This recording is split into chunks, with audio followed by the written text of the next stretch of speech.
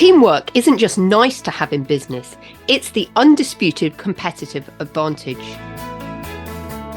When your team members work as a unified force, your whole operation benefits through higher productivity, thriving creativity, and unstoppable momentum. Welcome to the Impactful Teamwork Podcast, where we share with you strategies and tactics to help you develop game-changing teams so that you and your business can make a real difference in the world. Welcome to the first edition of Impactful Teamwork. My name's Julia Felton, and I'm going to be your guide and navigator throughout this podcast series. And I am delighted that you are here with us today. So before I share a little bit with you about who I am and why I decided to launch this podcast, I think it's really important that we just spend a moment and think about, well, why are you listening to this podcast and who are you and what are you doing here? Well, in my experience, you are probably likely to be a business leader or an executive that has a responsibility for team and wants to find a better way to help your teams work more effectively together. Maybe you're frustrated about the silo mentality that you find around yourself, or the fact that your teams just don't have as much passion and commitment for the business as you do. They keep coming to you with problems rather than solutions, and they just don't seem to be empowered to make decisions. So this podcast is all about helping you find solutions to those problems and many more. And trust me, this will be really actionable, things that you can take away and implement immediately. Because I am so passionate about teams, I believe that teamwork is paramount to the success of any business. And that leaders need to understand that without team members pulling together in the same direction, in other words, with the same purpose, with the same focus, then success is likely to be curtailed. Maybe not in the short term, but definitely in the long term. And so I see teamwork as this unique competitive advantage that each and every one of us has access to. But yet, in my experience, so few leaders leverage to their full potential. And Patrick Lencioni, who's written a lot about why teams don't work, and we'll delve into some of those in later editions of this podcast series, says it's not finance, it's not strategy, it's not technology, it's teamwork that remains the ultimate competitive advantage, because it's both so powerful and so rare. Whilst individuals are all part of our organization, the power of teamwork is in taking those individuals and getting them to work and collaborate together to form highly effective teams. And it's definitely a case for me of the synergy of 1 + 1 = 3. Because we can have amazing individuals, but actually when we put all these individuals together and they work collectively and effectively together, we can achieve more than the sum of the parts. And Michael Jordan sums this up really well when he said, talent wins games, but it's teamwork and intelligence that wins championships. I'm sure that you have amazing people working on your team. But what would be the power of getting all those amazing people to work collectively? How could you magnify the results of your business as a result of that? So what are some of the benefits of being in a team? Well, one of the benefits for me of teamwork is that the fact that there are more people means there's more ideas. We've got more resources. They've got more time and energy available to them than one individual would have. And teamwork allows us as leaders to maximize our own potential, but also maximize the potential of each single team member when we know the roles to put them in and help them do things that unleash their energy and the people are doing roles and activities that make them thrive, that get them into a state called flow. There's more energy flowing, and therefore the business will start to grow. And of course, teams, because we are a collective, provide multiple perspectives on how we can reach a goal, as everyone sees something from a different direction. So now we get this more creative flow of ideas and innovations, and even, identification of stumbling blocks that we might not have seen as an individual. So we get a much more holistic view of what might happen. And teams also help keep leaders accountable for the goals. And yet, in all my work with organizations, I see more and more business leaders failing to harness the potential of their teams for success. And in a moment, we'll look about some of the myths about why this might happen. But before I delve into that, I really just want to take a moment to share with you a little bit about me and why I'm so passionate about teamwork.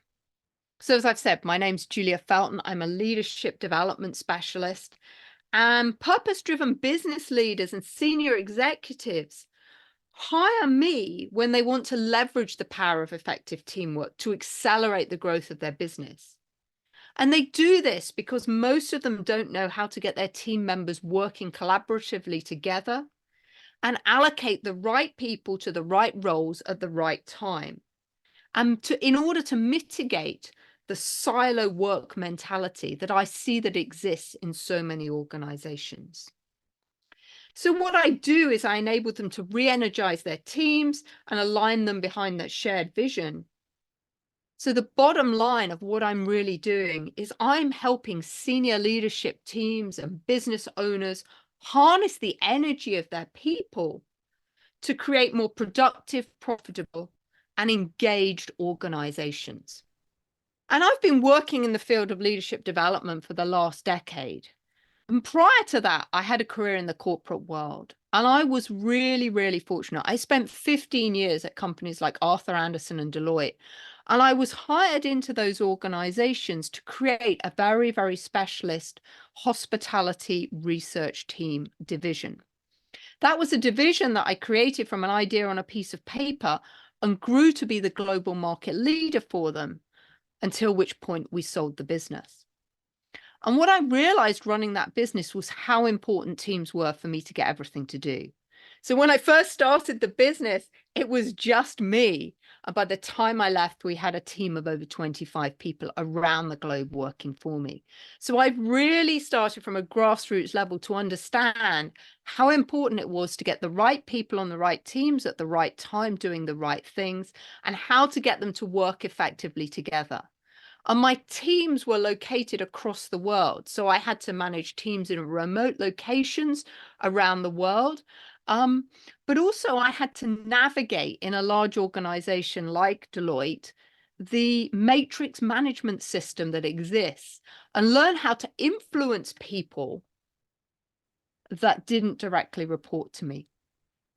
And I rapidly realized that once we had sold that business division that I run at Deloitte, I then decided to set up my own business in this whole area of people development, because I realized that it doesn't matter what we do in business. It's all down to the people. It's all down to the effectiveness of the teams that we have. And that's what's going to make the difference to our business success. And yet with the companies I work for, so many times we still have this big focus on profit at the expense of our people. Now, I don't buy into that at all. I think that that is back to front. I believe we've got to invest in people in order to achieve better profits, better productivity, more effectiveness in the organization. And one of the things that really used to frustrate me when I was in the corporate world was this complete waste of time, energy, and resources. Because I used to witness day in, day out, teams across the organization working on similar projects and not collaborating and sharing resources together so that they could get the best results. And interestingly, when I look to nature and my herd of horses, in nature, there is no wasted time, energy, and resources. So this really got me thinking about is there a better way that we can work and operate that we can learn from nature? Because I believe that the current ways that we run and lead businesses are no longer fit for purpose for the 21st century, and we need a new model. And I believe that model exists in nature. So throughout this podcast, you will find me referencing the natural world and my herd of horses for insights into how we can improve collaboration within the organization. Because the one thing that nature does so well is nature understands the power of interconnectedness and interdependence.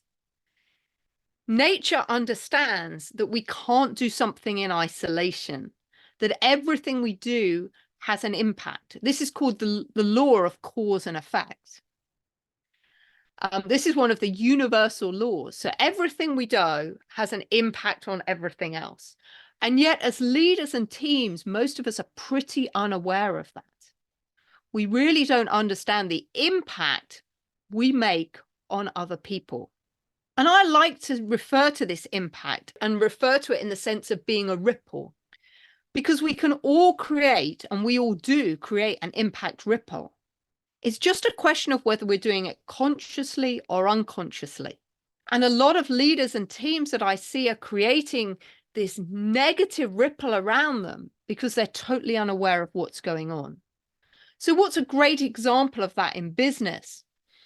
It might be that one part of the organization is hoarding resources. They've got access to something that other people in the organization could really benefit from. But by doing that and holding on to that resource, they're preventing the success of other areas of the organization. So one of the things, because my background initially was in the hotel industry and working in hotels, is that I sometimes freelance and run catering events for people. And I often see this when I'm doing events, because we're out in perhaps the middle of a field or a location. We've got limited resources.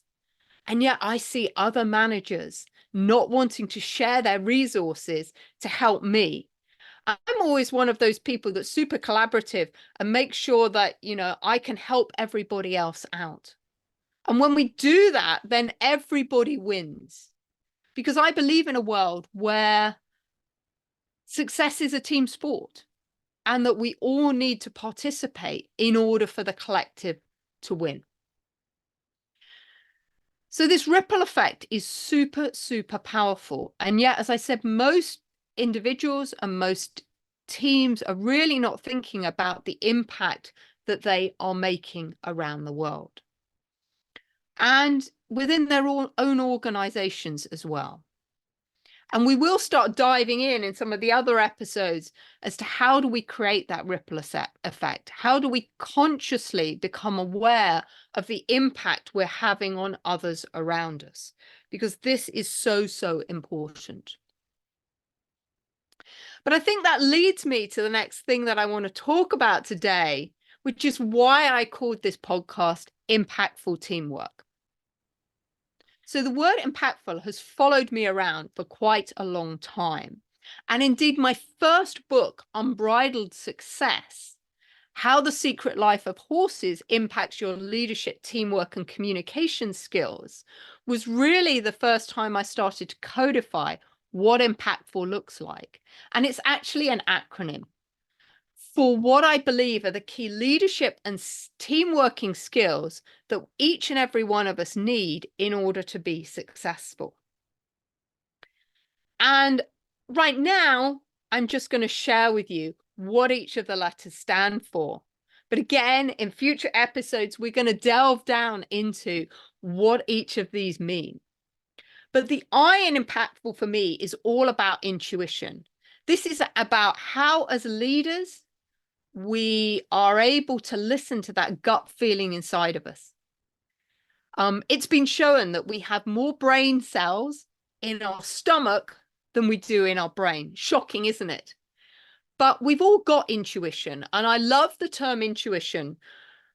This was taught to me by an American horsewoman, actually. But people had always talked to me about the word intuition, and I never really understood it. I didn't really understand what it meant. But she broke down the meaning of the word intuition, inner, tuition, teaching. So our intuition is that inner knowledge that we have about something. And I'm sure you've all experienced this. You've walked into a room, maybe a business meeting, and you just know somebody's having a bad day, right? You don't know why you know, but you just know. And this is because you're reading the energy in the room. Your intuition is reading what's going on, reading the non-verbal body cues that are happening. And you get this hit about something going on. You know, I remember reading stories, and a friend of mine actually this happened to them. They really got a gut hit of their intuition just before 9/11. They were actually meant to be on one of those planes that flew into the Twin Towers. But they had an intuition that they shouldn't get on that flight, and they didn't, and that saved their life. So this is how powerful our intuition is. The problem is a lot of us are really disconnected from it and really not listening to what it tells us. The M of impactful is about mastering communication. So all great leaders and teams are able to be really effective communicators. They understand that communication is the lifeblood of a business. If we can't communicate effectively, we can't get anything done. And they understand that communication isn't just solely about the words that we say. It's also about our body language and our verbal tonality. These are also important parts of communication. So master communicators understand how to effectively get their message across to other people, but they also know as well how to effectively listen and hear what is being said to them. And that's a skill that not a lot of people have. If you think about it, were you ever told at school how to listen? We have lessons in how to learn to write, but nobody teaches us how to listen. And most people don't listen very effectively. The P of impactful is for personal boundaries. Boundaries are so important in business and in life. And as a woman, sometimes I know my boundaries aren't as effective as they could be. Having boundaries means being able to say no to people without having any fear of guilt and shame and judgment about why you have said no. Boundaries also help us stay really clear as business leaders on what we want to do. There are a wealth of opportunities out there, but which ones do we follow? We need to have really clear boundaries on where we're heading and what our goals and objectives are so that we stay on that path. The A of impactful is for authenticity. So this is how we show up. How do we show up and be vulnerable and be ourselves at work? Bring our true self to work. And authenticity is getting written about a lot in the workplace at the moment, because we've moved from a place where, certainly when I worked in the corporate world over a decade ago, there was work Julia and home Julia, and the two never met. We've begun to realize and recognize that we are a whole person, and we bring our personal lives to work and we take our work lives home. And so being authentic is showing up as we fully are and not putting on a mask and pretending to be somebody we're not. And that's a whole topic in itself that, again, we'll deal with on another podcast. The C of impactful stands for connection, but also credibility and confidence. Within a team, we need to learn how to connect effectively together. Teams are based on relationships. Business is based on relationships. And we all need to learn how to connect effectively with other people. And my horses are masters about teaching the art of connection. The T stands for trust and transparency. We need to build trust in relationships with other people. Without trust, there is no relationship. Stephen Covey, in his book, The Speed of Trust, says that when trust increases in organizations, the cost of business goes down. And the converse is true. When there are low levels of trust, the cost of business goes up. So we need to learn how to build trust and be really transparent with people about what's going on in the organization. The F of impactful stands for full attention. This is all about being present in the moment. For many of my clients, they are running through life worried about what happened in the past, or concerned about what might happen in the future.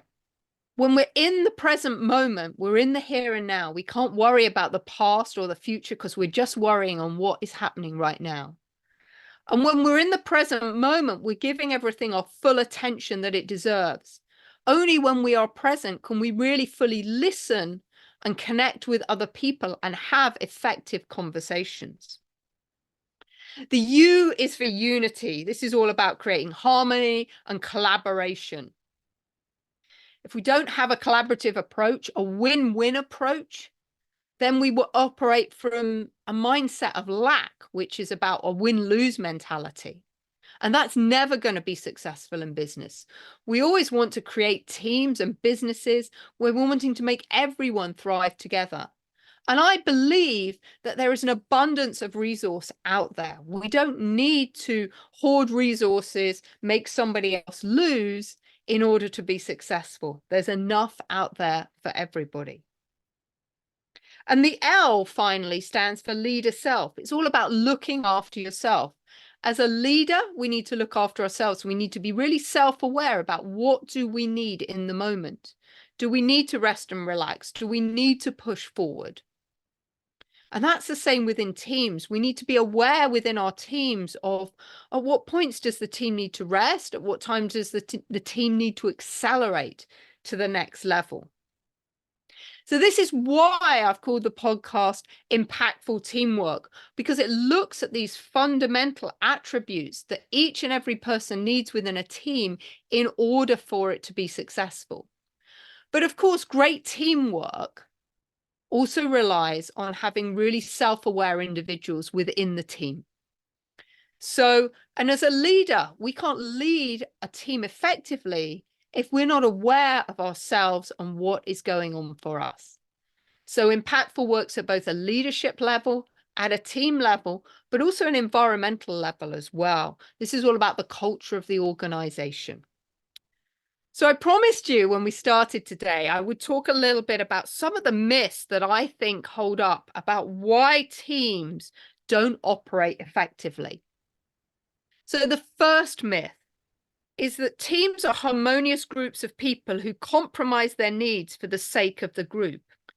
So what do I mean by that? Well, the reality is that good teams are made up of a diverse group of people with different perspectives and needs.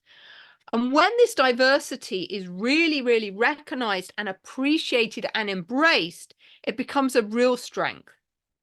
And it enables the team to overcome roadblocks that might derail it. So with this in mind, it's really important that when we're building teams, we identify all the different range of talents and help team members understand the impact and contribution they can make to a team. Because only when people understand their impact and contribution they can make are they going to feel really engaged and motivated and want to actively contribute to the team. So the second myth I want to dispel is that team conflict is unhealthy. Because actually, conflict can be really healthy. And in fact, I encourage it, actively encourage it in teams. But it needs to be harnessed for the common good rather than be suppressed. And I see a lot of teams where people aren't speaking up. There's conflict going on, but nobody is addressing it. And then it stays suppressed. So conflict is an energy source. This is why I talk about I harness the energy of people and why conflict is so important, because conflict is this energy source that when it's directed towards the team's goal or mission, helps create momentum. And it actually moves a project forward rather than stopping it in its tracks. The problem comes, of course, because people dislike conflict and they suppress it. And that creates that negativity, that frustration. And it's that negativity and frustration and lack of communication and articulation that just puts such negative energy into the project and can enable it to get derailed. So it's much better if this conflicting energy gets surfaced and is channeled in a really positive way to come up with new ideas and approaches that can help move a project forward for the team. There's also a third common myth that I'd like to dispel today, which is that most people like teamwork.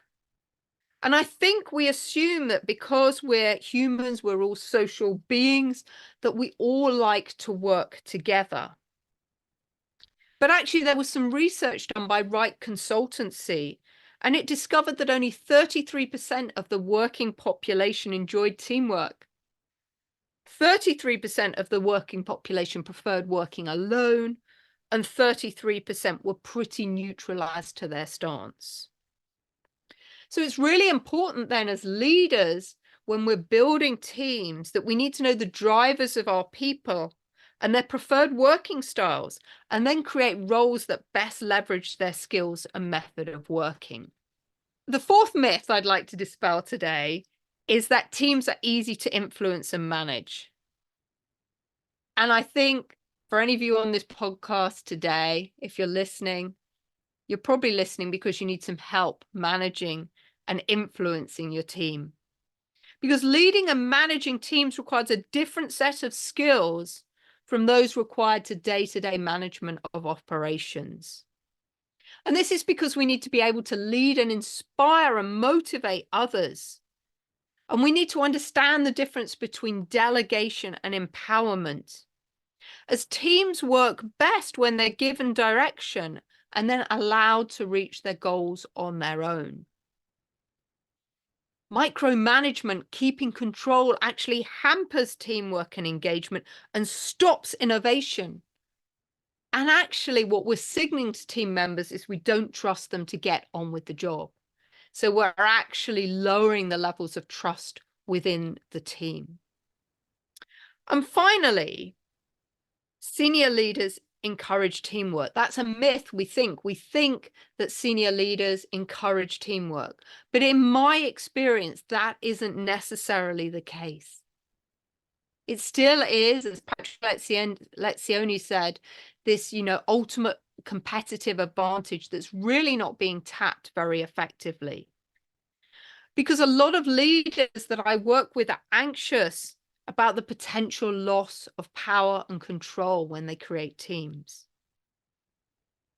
And a study, it's a quite old study now, it's back in 1990, but it discovered that while senior leaders outwardly encouraged teamwork, internally, they were pretty uncomfortable with the process because they were worried it might expose their own weaknesses. And this can be a result of office politics, with a team with one team withholding resources, like I shared earlier on, from another, in order to exert their authority. And this thinking is driven by fear, because leaders realize they always need to hire people better than themselves so that their weaknesses can be mitigated. But when leaders really realize that what matters is not their ego, they become more collaborative and they work together across the various aspects of the business to achieve success. Now, as I've said earlier, I often look to nature for solutions because nature really understands the importance of teamwork and working synergistically together to achieve success. Nature works in harmony and unity together. And I'll be sharing in the next episode, I think, what I've learned from my horse herd about how to work in harmony and unity together, because a horse herd has to operate that way. As prey animals, they need to operate in a way that enables health and harmony and unity to stay intact, to maintain the safety of the entire herd. And so on the next podcast, I'll be sharing with you the lessons from the diamond model about how to create effective teams and how the horse herd works effectively together. But as I draw this episode to a close, I really want to leave you with another quote from Simon Manwaring, who says this: "Creating a better world requires teamwork, partnership, and collaboration, as we need an army of companies to work together to build a better world within the next few decades. This means corporations must embrace the benefit of cooperating with one another. So today I'd like to leave you with thought about how can you work more effectively together? How can you create impactful teams? And how can those impactful teams make a positive impact, create this positive ripple effect that helps you grow your business and take it to the next level? Thank you so much for time, attention, and investing in listening to this podcast today. I really do appreciate it. And if you've got any questions, just do reach out to us. But I look forward to meeting you and seeing you on the next podcast, where we're going to be talking all about the diamond model and how we can help use that to build more effective teams that make an impact. Thanks so much. See you soon. Bye-bye. Thanks for listening to the Impactful Teamwork Podcast. Please stay tuned for future episodes and do subscribe wherever you get your podcasts. If you've enjoyed this episode, please leave a rating on your favourite platform. Recommendations are essential for attracting new listeners. Please follow us on social media at Julia Felton and at Business Horsepower. And if there are any topics you'd like us to cover on future episodes, please do let me know. Remember, you and your team are always making an impact. What impact will you make today?